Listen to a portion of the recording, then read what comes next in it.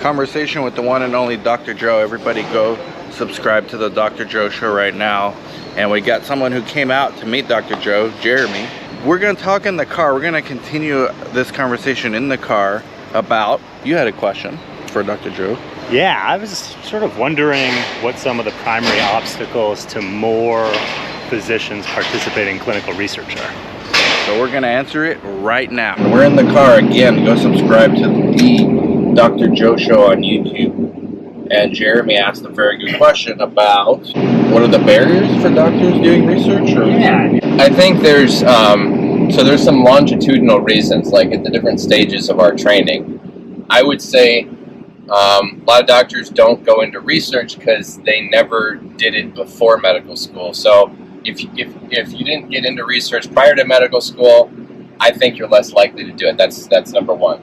Number two would be mentors. If you don't have a good research mentor that's at your med school, or if it's not a research-heavy institution, it's all about who you know. So if you don't get that exposure, then that's it. Another one would be just the workload. There are people that just are not research-minded. Like, they're not research-oriented. So some people just don't want to do research. They're like, I don't like research. I went into this just for the art of it. And I don't, reading papers all the time and writing them is not for me. So that's some people. And then I would say from residency on, I think it's just that we don't know where to find people. We don't know where to get connected to people. We don't even know where to begin to ask how to get into research.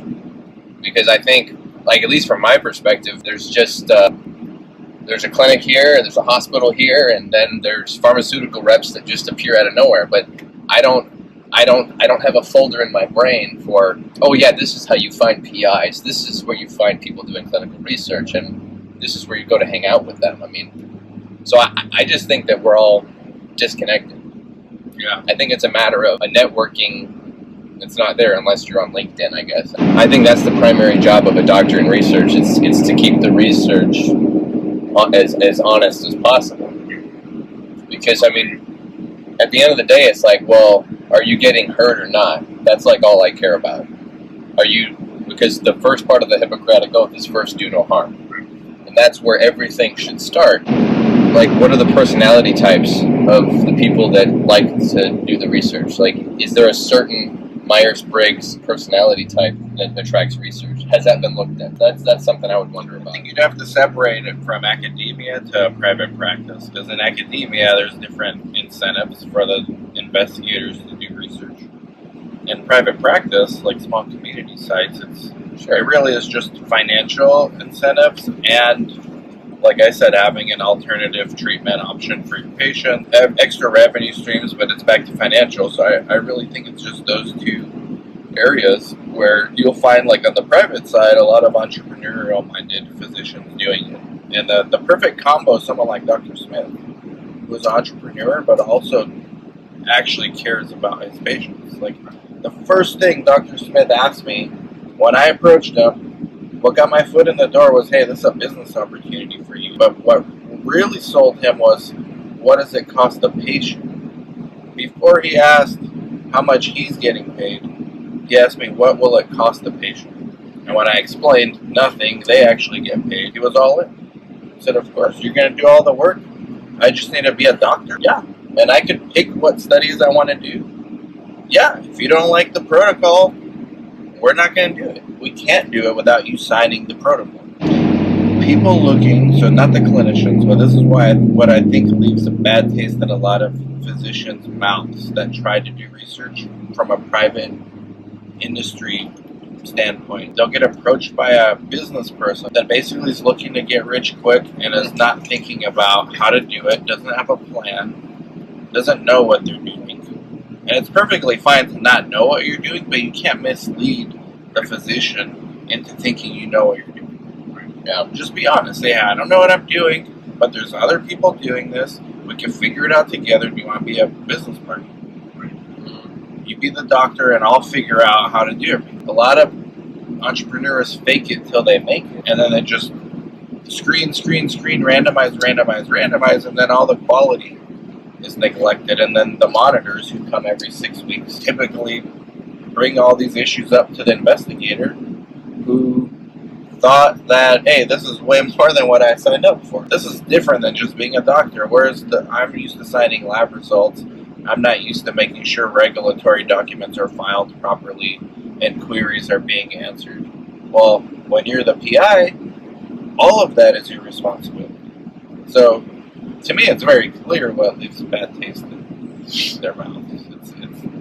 It's obvious. You've seen it happen before.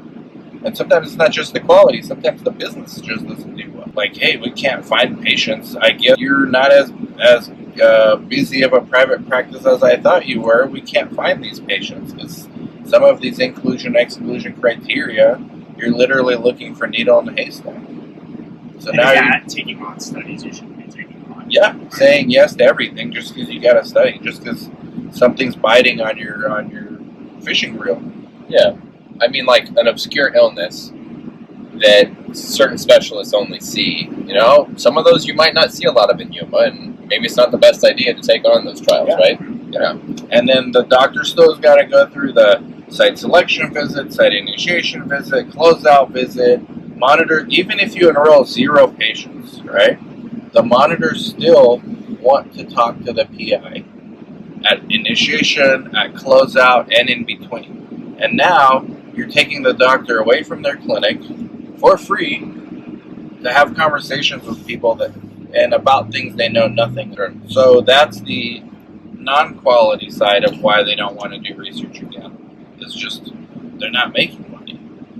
Now, the ones that stay, again, 80% of new businesses fail in the first 5 years. I don't know what the stat is, something like that. So only 20% make it. I mean, the numbers kind of add up. Either you create a successful business that's sustainable and that passes quality control and passes monitors and sponsors inspections and actually makes money, or it doesn't for one of those 2 reasons. And it's kind of in line with why most startups fail. What do you think about these obstacles? Because, like, if one of the paramount goals of the field needs to be to get more physicians involved in research, it sounds like one of the primary barriers to doing that is doing their first trial badly or taking on a trial. So, like, what do you guys do to make sure you're taking on trials, for instance, for Dr. Smith or anybody else that are actually tenable? Like, how do you make sure you can actually hit those recruiting goals? First of all, it's my personal responsibility to make sure they have a good experience as the site owner. That's it. It's no one else's fault. I'm tired of everyone having excuses of why their site didn't work out. It's your responsibility. If you're the site owner, you got 4 jobs basically. Keep sponsors happy, keep PIs happy, keep patients happy, and keep your staff happy. That's it. If any of those 4 are not happy, you're not doing your job. It's not someone else's fault. It's not the electromagnetic waves, if you want to channel Dr. Joe. It's not Mercury retrograde. It's you. Right? That's it. Dr. Alluri here, guys. He's one of the 10% that does do other studies. Why? What's your honest thoughts on this? Well, we have a group of people here in town who are really interested in studies, and we also have a lot of patients that do not fall into the regular study categories. Especially we got Hispanics who are most of the time excluded from these because most of the studies have been done only on Caucasians and African Americans. So we have a great group of folks who fit the pattern of doing this studies. There you go. Satisfied, Jared? Yeah, that was great. Perfect. Thank you, Dr. Okay. Send us more studies, guys. But I think what we were talking about earlier with that geographic split's kind of interesting, right? That the value of we don't hear a lot about that, but the value of research in different markets may vary quite a bit. Especially now with the FDA's guidelines, diversity. Mm-hmm. They will not approve drugs. Yep. Without if they don't have population. So now places like Yuma get popular. Yeah. But it took an entrepreneur to come out here and do that. And if it wasn't me, maybe in like 5 years it would have been someone. Right. But now Yuma's small enough to where first mover advantages kind of take off. Because we got the best psychiatrists in town that you just saw. Matter of fact, there's only one other independent one. I know who they are. They're not going to do that well. Cardiologist, derm. like in a town like this, you gotta be first. So if you're watching and you need to go look at places on the map that are similar, it could be African Americans. I know Arkansas. Brad's going to Arkansas. No other sites. Okay. And it sounds like there's a route for the doctors and obviously the entrepreneurs too. There's a real mission-driven component to this, which is these are populations that have not benefited from medical research historically. They've even been harmed by medical. From having the opportunity. The case with all of your doctors, your PIs who've done more than one study, has the economic payoff been there for them relative to spending that incremental time Yes. doing, seeing another patient, seeing another 5 Yes. psychiatry patients, whatever? If you, as the site owner, are not great, Oh, because so it's a big part's about the split you're giving them. yeah. And you think a lot of business owners mess that up? Listen, Chris and I talk to site Chris more than me, multiple times a day. About half of them think of ways, oh, how can I just pay them like fee for service? And they're trying to just give them small amounts. Basically, like they're just giving them a job. Yeah. Doctors don't need more hours. You think Dr. O'Leary needs like more patients in his waiting room? He's got plenty of that.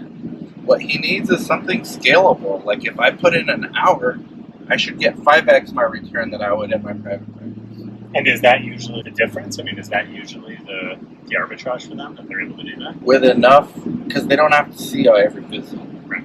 They just need to review the results. The labs, right? But if you're enrolling enough, yeah, it's about 5x, not counting the startup fees. I know it's really popular in our industry to complain that sites aren't getting paid enough, and maybe the sites that don't know how to negotiate, but if you know what you're doing negotiating wise, Yep. you're getting paid more than fair. Now it's your fault if you don't know how to negotiate and how to ask for things. That's why we have Save Our Sites conference. That's why Chris and I have our consulting service. But the money's there. As a matter of fact, if you're in an underserved place like this, they're going to pay you more than a site in Boston. Right. What do they need another white Caucasian male for when they can have a Hispanic female? I mean, that patient, I hate to put money on patients' heads, but the way pharma's looking at it in this context, that's how it is. That's what's missing. This is worth way more than another white guy in Boston. Plenty of those sites out there. Yeah. But that makes the economics, I would imagine, of running sites in those areas very complicated. You're Look at getting paid places less, like and LA. the cost of living is higher, so all your costs are Look higher. at places like LA, New York, Miami, and LA. I mean, those are all diverse cities, but at the AMC, it's typically not reflective of that population of that city. Like you need sites in the underserved parts of the cities that the key opinion leaders don't want to go out to. Right. And then it's a little harder to recruit PIs, probably, right?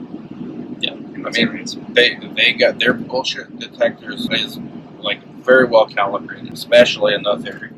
I knew how to approach these guys because I've been working with them 20 years. My dad was a PI. I know what they're thinking. Yep. I mean, Have you found it hard to convince? Like, are there a lot of PIs? Two have said no. A pediatrician and my first dermatologist I tried to get. And what was their reason? Which in hindsight's better because he retired early. Oh, The other guy Gotcha, he's boy. good. He's like lasted longer. Pediatrician, I could have probably pursued the pediatrician more. Honestly, I didn't like his attitude, and so I don't think it's worth my time to pursue. And from what I hear, like, I mean, it could go both ways. An entrepreneur needs to do what's best for them too. But I didn't want to pursue that one because I knew where that road ends. I've been in it before. And so I have the luxury of working with good people now. Yeah. Basically, you don't always have that luxury when you're starting out. You work with whoever you get. And then you see those things are more likely to fail. Nothing special about my approach. It's just anyone can do it. That's why we make these videos, write these articles. It'll be interesting to see how consolidation. so I think the next few years are going to be fascinating. Yeah, because once you got corporate suits making doing the biz dev, A lot can go wrong there, too, right? I mean, well, a lot can go wrong. Like, they have to make it to where it's best of both worlds. Like, the corporate suits let you, as the operator, do your thing. And I think they are doing that from what I've been is that seeing. more so than in the 2000s? When Yeah, stuff that was under- all. And that was, mostly bad quality. Yeah. Some of them. This might actually work, but for how long? Because then, once consolidation is achieved, what's next? Squeezing market. That's when the pressure comes in. Yep. And so that, we don't know yet how that's going to work. But so far, so good. That's good. Good start. Let's go talk business, man. All right. So we're gonna wrap up with Jeremy, who's been, a fan of Dr. Joe, coming and doing a little tour. Hey, Talia. All right, guys, you already know how this movie ends, but there's a nail salon in town, Jamie. And we got Lana in here. We got another camera. Jamie's amazing nail salon owner. Great job. I'm so happy she can fix this. Next, man. All right, let's do it.